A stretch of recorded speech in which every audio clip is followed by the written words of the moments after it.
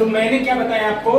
कि जब ये वायु पूरी पहुंची है कहाँ, एल्वियोलाई के पास में, कहाँ पहुंची है, एल्वियोलाई के पास में, और यहाँ एल्वियोलाई में क्या है, ब्लड वेसल्स,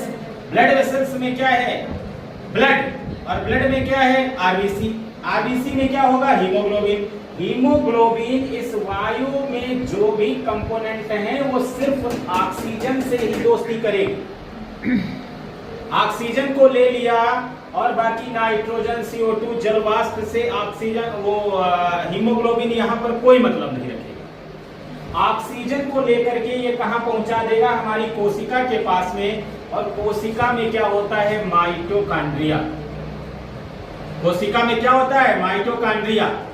और माइटोकॉन्ड्रिया में ही ध्यान रखिएगा क्रेब्स चक्र और ग्लाइकोलिसिस की क्रियाएं होती। कौन सी क्रियाएं होती, क्रेब्स चक्र और ग्लाइकोलिसिस की क्रियाएं होती हैं, और माइटोकॉन्ड्रिया के पास में ही ऑक्सीजन पहुंच चुका है, कोशिका के अंदर है माइटोकॉन्ड्रिया, और माइटोकॉन्ड्रिया में क्या पहुंच चुका है, ऑक्सीजन पहुंच चुका है ना। साथ में जब मैंने पाचन पढ़ाया था तो ये भी बताया था कि जो हम लोग रोटी खाते हैं ईसोफेगस के माध्यम से अमाशय में, अमाशय से स्मॉल इंटेस्टाइन में, और स्मॉल इंटेस्टाइन में वो ग्लूकोज में कन्वर्ट हो जाती है, फिर वहां पर विलाई जो होते हैं ग्लूकोज को अवशोषित करते हैं और ब्लड को दे देते हैं, और ब्लड क्या करता है, उस ग्लूकोज को कहाँ पहुंचा देता है, हमारी कोशिका के पास।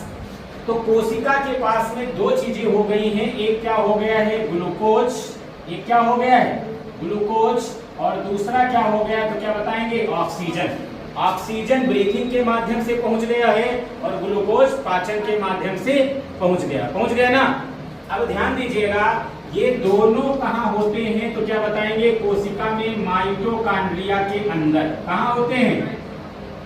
माइटोकॉन्ड्रिया में होते हैं, कहाँ होते हैं, माइटोकॉन्ड्रिया में होते हैं, होते हैं कि नहीं होते हैं। अब इसी माइटोकॉन्ड्रिया में कौन सी क्रियाएं होती है, तो क्या बताएंगे, एक होती क्रेब्स चक्र, एक क्या होती, क्रेब्स चक्र, और दूसरी क्या होती, तो क्या बताएंगे, ग्लाइकोलाइसिस। कौन सी होती है, ग्लाइकोलाइसिस। इन क्रियाओं के माध्यम से ये ग्लूकोज जो होता है C6H12O6, ये ऑक्सीजन की उपस्थिति में टूटेगा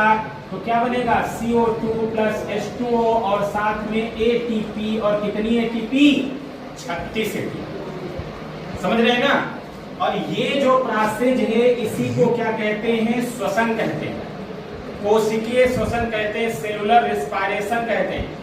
ब्रीथिंग मैंने क्या बताया था, एक निश्चित दर से वायुमंडलीय हवा का बार बार फेफड़े में भरना और बाहर निकालना ही क्या कहलाता, ब्रीथिंग।